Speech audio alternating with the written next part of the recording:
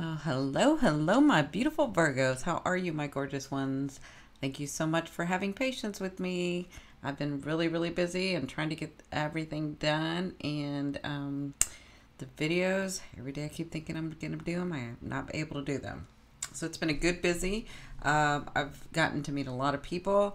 I have this special going on of 30-minute tarot readings for $60. $60. That's US dollars. I don't usually offer this, but I decided to offer it. I brought it in October, had such a good or great response, and decided to bring it back for my YouTubers and social media, for those of you that follow me. So it was only supposed to be for 2 weeks, but since I can't get these videos out, I wanted to give everybody a chance to be able to see me. So you have until probably the next day or so before the special goes away, because when I finish the videos, when I finish releasing all the videos, that's when the special is going away. So you can go to yourindigopath2.com. I'll have the link in the description box down below. Anything I talk about, I usually either have it on the side at the end of this video or in the description box below. So enough about me. Let's talk about you, Virgos. What's been going on? I also want to, before we start, I want to mention that I am doing the reading from the ascending when I'm doing it, but you can look at it from your moon, from your ascending, and from your sun. So if you have the sun in Virgo or moon in Virgo or ascending, it applies the same planetary positions and the same aspects. You just have to come at it from a different way. Right? So your sun is your conscious. We've talked about this before. Your moon is your emotional connection to this world and how do you react. And your ascending is the fated destiny position that you're in. So that's what's on your path to come, whether you believe or not. Doesn't matter. It's coming because it's supposed to. Right? So that's why I work from the ascending. So let's talk about the highlights in April. It is now April 9th. But we have the new moon in Aries coming. We have the full moon in Scorpio. We have Mercury that's been retrograde, and it's the reason I can't speak very well right now. But it's going to go direct. We have Saturn and Pluto. They're going retrograde for 4 months. We have Venus entering Gemini. We have Chiron. So Chiron is going to be leaving Pisces. See, it's at the 29 degrees. It's going to be entering Aries. So if you haven't seen my Chiron video yet, I'll have that at the end of this video. You can click on it. I'm going to do a whole video series about how Chiron's going to act in your house. A lot of this detailed astrology stuff, I'm putting a lot of it on my website.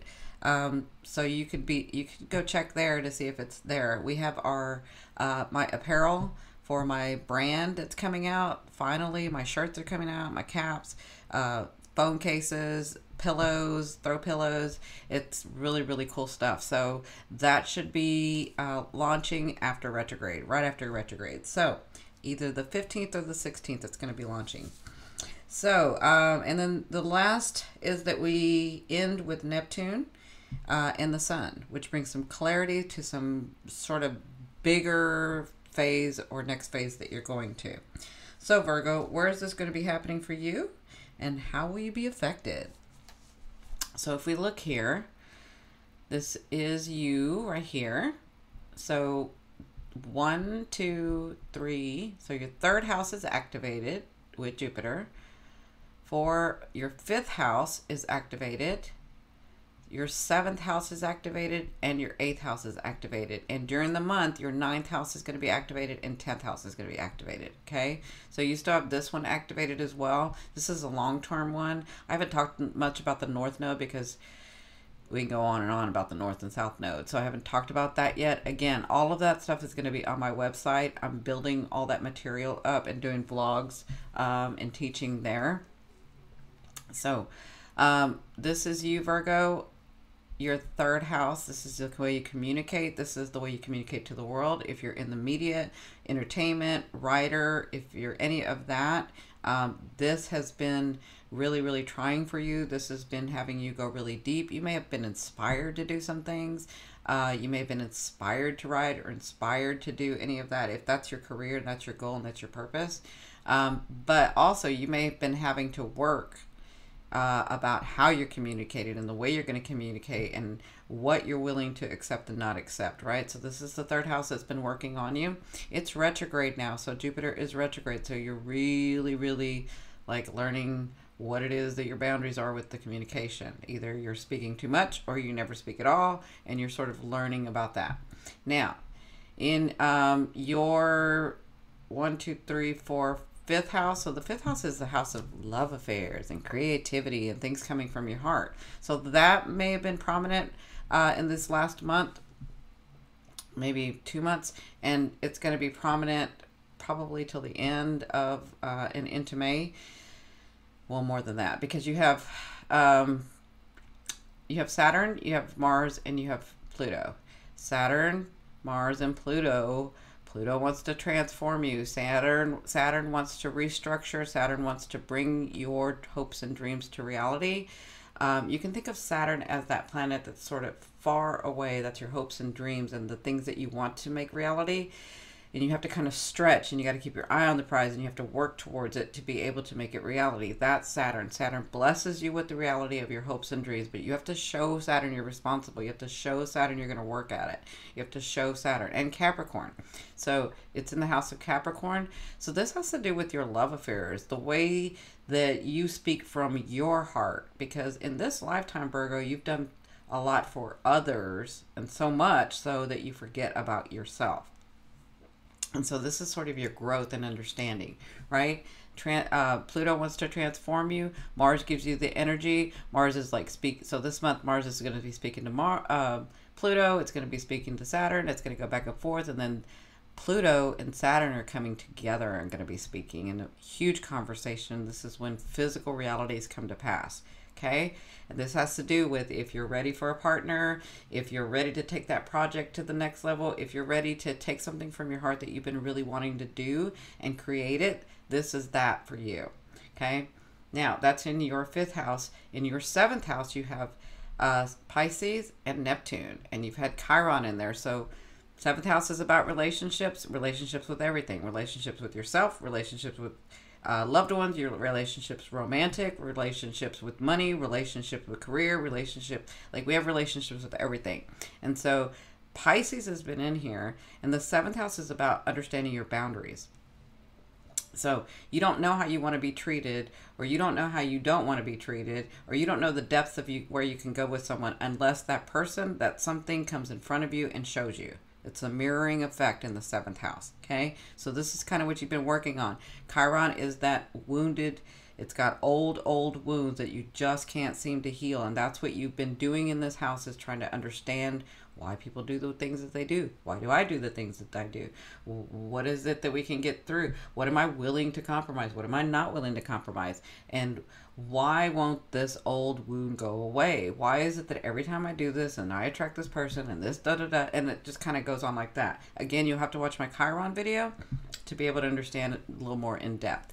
So, in your eighth house is about other people's money. Your eighth house is power and transformation. It's where you understand where your power is. It's where you gather how you live with other people's beliefs also. Okay, so this has been really activated. It's been Mercury retrograde, so you've had some remember, retrogrades are about amending, endings, completions, revising, editing, any of that. You've been having to go over those situations again. So maybe like this is other people's money, so it could be inheritance that you keep that are getting delayed, or a lawsuit, or a contract, a project, anything like that. It's other people's money coming in, like a bigger contract you're looking for, trying to attain, and then you thought you were going to get it, and then it was delayed, and then it wasn't, and then you had to revise it, and like that could be going on. You have the sun and the moon here. This is showing on April 15th. So on the 15th, you're going to have the sun and the moon here, and you have Uranus. So Uranus is that, and this is all happening in your eighth house. Uranus likes to shock and awe. Uranus is like the tower, but Uranus likes to shock and awe so that you can be liberated, so that you can feel free, so that you can have your power, so that you can understand and breathe, right? That's what Uranus wants to do. So that house has been activated for you. Right now we have Venus in your 9th house of belief system. So this does have to do a lot of you with somebody coming in, or how you're going to have that relationship with someone. So Venus is the planet of, Venus wants to bring you luck and money and love, right? And so it's in your 9th house of understanding what that is for you, your belief system of what you can attain, what you can have, what you're worthy of, right? Yeah, because some of you, always the only one keeping you from your money, your relationships, your things, your experiences, the only one keeping you from that is you. And so sometimes, because you don't believe you're worthy enough, or you don't understand your value, like this can happen. And when you do, then you're able to allow it to come through. It makes sense? So let's go over some of the dates. This, on the 11th, you're going to have the Sun square Pluto. So the Sun is going to square Pluto. And this again is in your 8th house and your 4th house, or your 5th house. Sorry.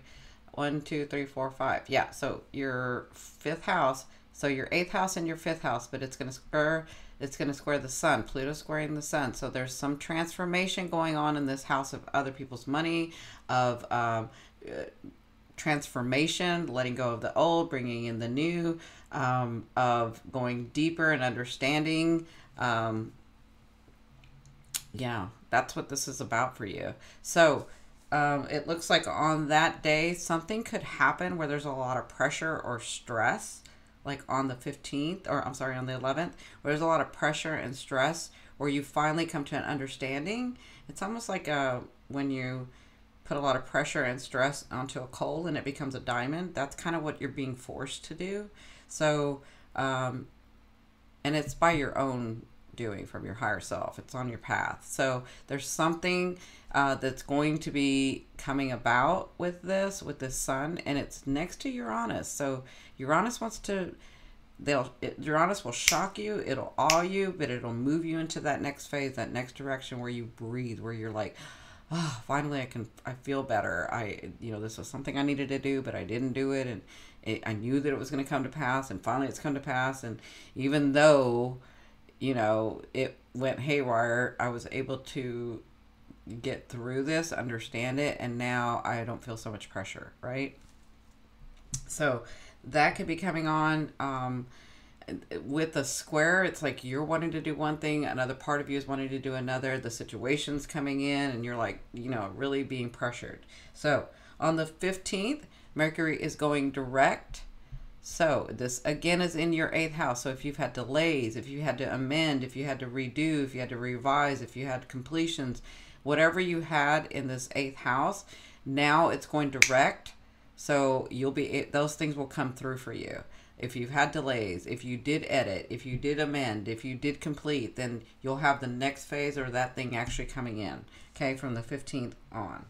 So the 17th through the 22nd, that's a big time period. Like, it's a very intense time period, because on the 17th we have this new moon in Aries.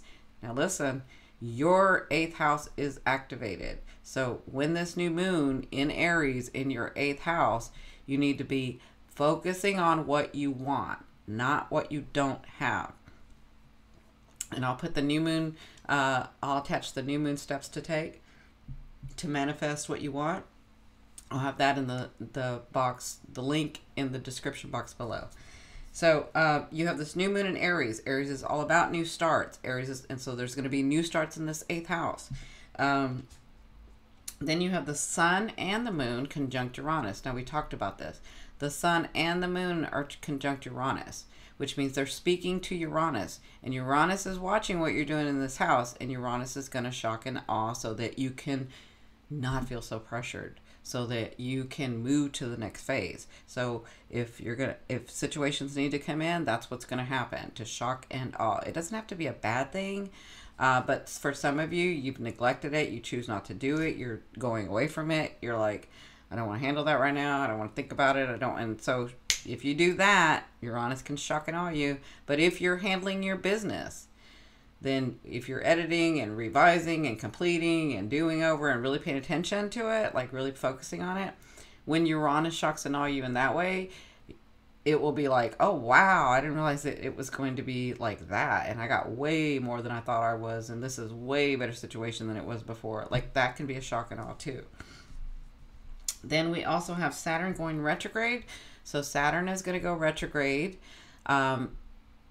till September 6th. So it'll be 4 months in your 5th house. So Saturn is really, really going to want you to work on your creativity. It's wanting you to speak from your heart and bring something from your heart, and also love affairs. So if you haven't been dating and you've been really, really pulling back and not doing that, but wanting to do that, but you just didn't put any energy into it.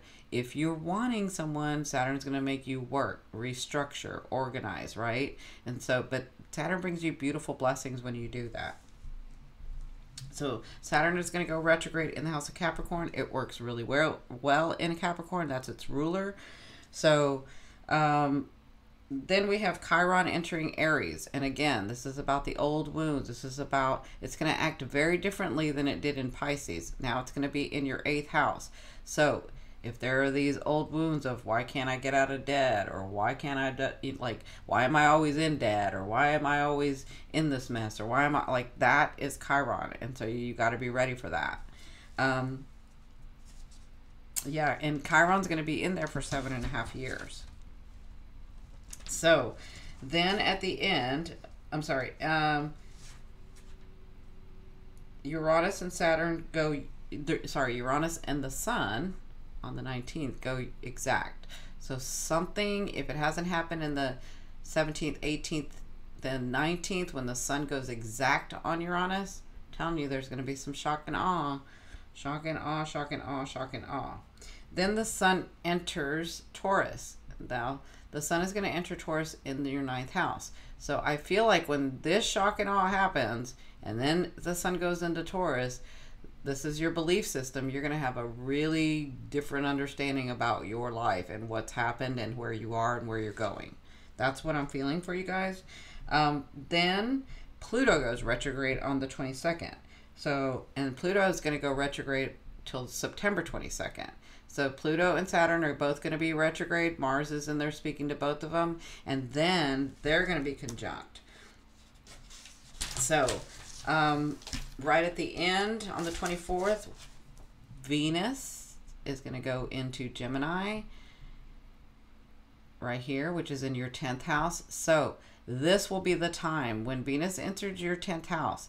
This will be the time where you can ask for a raise, where you can get a different position, a better position, where you have luck in your career or your life purpose or whatever's going on.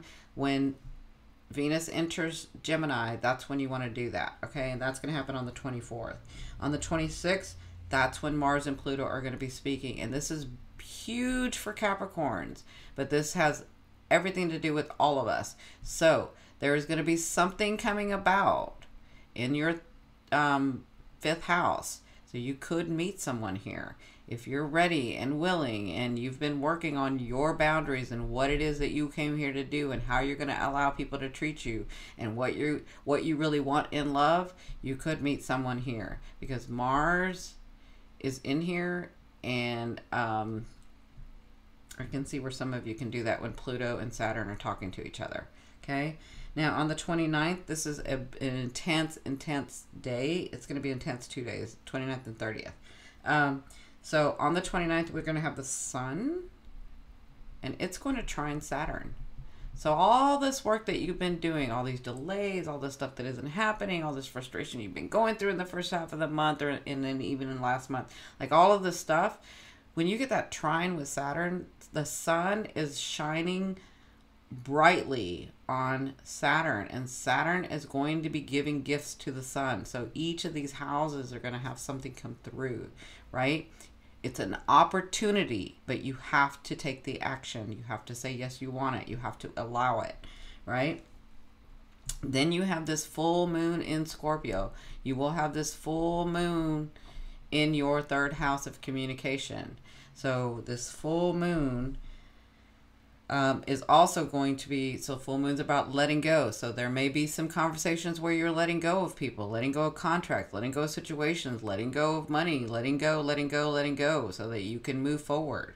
That's Scorpio. Scorpio goes deep. You've been going deep in this house, so it's time to like put your money where your mouth is and let it go, right?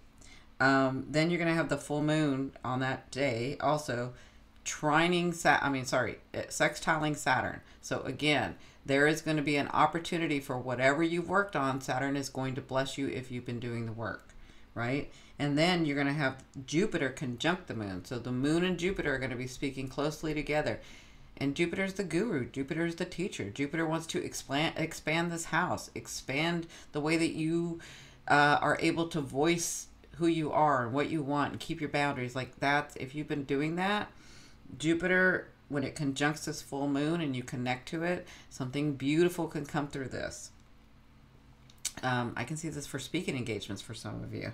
And then Neptune is going to trine the full moon. So again, we're going to have beautiful Neptune. Neptune is that planet that wants to sort of take away all the boundaries, take away self-identity. It wants to make you big. It wants to make you huge. It wants to make you famous. It wants to make you do something for the whole of humanity, of all of it, not just your identity. Okay, so there's something in this house, and that would be, so if you look here, 1 2 3 4 5 6 7, so there's a melding there. There could be that somebody comes in and you begin this beautiful relationship in your 7th house, and Neptune is blessing you with it, and you've worked on it, and then it's just like this melding of these souls and this bigger direction that you're going in. So that's the trine in the full moon. Okay, then on the 30th,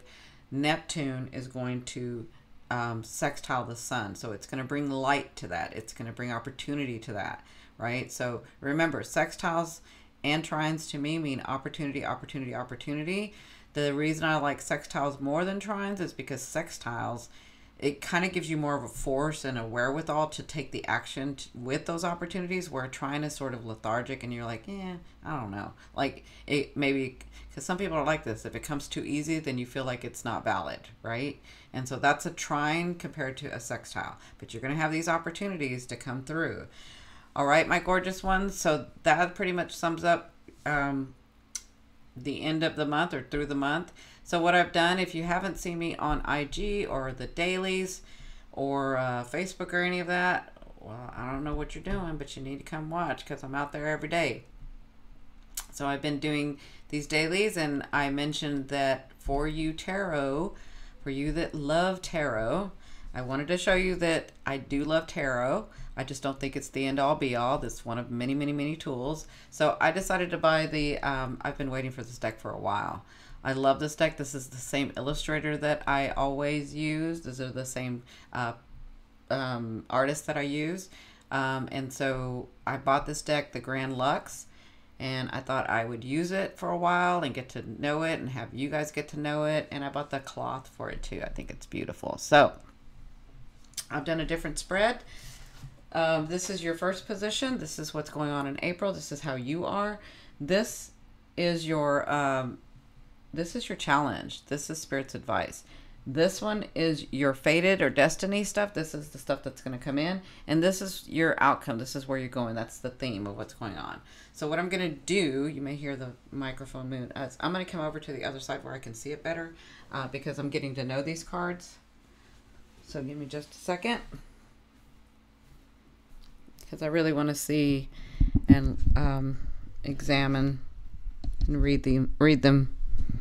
Okay, so I apologize if my voice gets too loud because I'm picking up the mic. So in your first position, we have the moon, and this is you. And interestingly enough, what I'm seeing, if you look here, what I'm seeing is two souls. Like I'm seeing where it looks beautiful, but you can't get to each other. So this may be what's going on with you right now. I'm seeing that there's like danger here, or maybe not complete danger, but maybe it's just not easy for you two to get together, or it's not or something is in the way. That's what I'm seeing. I'm seeing the illusion of it looks beautiful, right? So the water looks beautiful, the illusion of it looks beautiful. I'm seeing how the moon, both of you are connected emotionally to each other. So this is an emotional connection. Now this may not be someone else. This may be something else, some situation, maybe your money, maybe a family member. It could be romantic, but whatever this is, I'm seeing that for some reason you are not able to connect together because of what looks beautiful isn't really beautiful, right? Because I'm seeing where there could be danger where you could get, you know, that crab could bite you. But you're connected emotionally. See that beautiful moon? That's your present position. And again, I could be talking about your finances, your projects, something that your heart desires. It's something you're emotionally connected to. I could be talking about a lover. I could be talking about a marriage, a spouse. I could be talking about, like, it kind of depends on you. All right. And so this is your challenge. So your challenge is keeping, so this is the 10 of coins or the 10 of pentacles. And you see how he's got all these pentacles and he just keeps putting them in. He's like, he loves the fact that he's worked so hard and he's attained what he's gotten, but I don't see him giving. I see him taking it and hiding it, or taking it and holding it, right? And so this is your challenge, is to take, what I'm seeing really is like, if this is a lover or this is a project or this is whatever this is, it's like you're reaping, you see the benefits that you can reap from this union, but some of you aren't seeing, how do I say this? Some of you aren't seeing, it's almost like self-indulgent. It's like you've worked hard to get to this spot with this person, with this project, with this thing, but instead of having synastry, having symbiotic relationship, like where it's back and forth, it's like you're just enjoying the benefits of it and not being real, or not having the reality come through of the situation, right? Does that make sense? Because I'm seeing a whole bunch of scenarios, so I'm trying to get it where you guys understand it. So what I'm getting is that in order for you to, so I'll tell you financially, in order to make money, sometimes you have to spend money, right? Because it's the synastry, it's the symbiotic relationship. It's like give energy, take energy, give energy, take energy, right? But that's in finances. If it's love, it's like, I just want to reap the benefits of the celebration of being in love and having somebody in my heart, but I'm not willing to give up everything. And that's what I'm seeing, okay? And that goes in all relationships. So the faded stuff is the Page of Cups. He's a beautiful page. Look at him. So he comes with news of filling your cup. That's what's coming, is news either about a person or from a person, or about this contract, or about these finances, or about this house, or about something, right? So he's coming with news to be able to fill this cup, to be able to emotionally fulfill you, right? But it's just news. He's just a little page. He's the one that brings the news. He doesn't bring the offer. He just brings the news. So that's coming. And I don't know if some of you have been like, your heart's desiring something and you're trying to find it, or you've been working hard at it. Understand that that's coming. And I'm seeing that after retrograde coming, or right before it ends, actually. Okay. So the outcome of this is the 9 of Pentacles. So you've got the 10 of Pentacles and the 9 of Pentacles. The challenge is only taking, enjoying, and not giving. Okay. But where you're headed is the 9 of Pentacles. It's almost there. The relationship's almost there. The girl's almost there. The guy's almost there. The finances are almost there. The house is almost there. Whatever it is that you've been trying to attain. Look at this beautiful red she has. This is something she's worked. She's very powerful. Her understanding. This has to do with your 8th house. 8th house is that transformation, that taking your power back and growing. Look, she understands that she is not only worthy, but abundant. You see how she knows she's abundant. And you see how this purple or lavender and blue curtain behind her it's because she is connected. It's because she understands. It's because it's not like I got to take and take and take and take and take because I'm fearful that it's going to be taken away or it's been taken away before. She knows it was always hers. And so you're working towards that part, whether it's that relationship or those finances or that project or that family member or whatever it is. You're coming to a place where you understand that you can hold your own, that you have grown so much, and that you're ready to do this with ease, whatever it is that you're doing. Okay, does that make sense? So that's very interesting with these cards. I love the fact that I'm getting something in a different way than usually with the other cards. So I hope you guys like it. Let me get back over here where I can sit. So my beautiful ones, I hope you like this reading. Thank you so much for liking, sharing, subscribing. I will have, again, the videos at the end where you can click on them. Please be sure to click that bell if you're subscribed because I will be going live. And if you want to know when I'm going live, click that bell so that you get notified. Love you, love you, love you. Have a wonderful, wonderful month. Bye.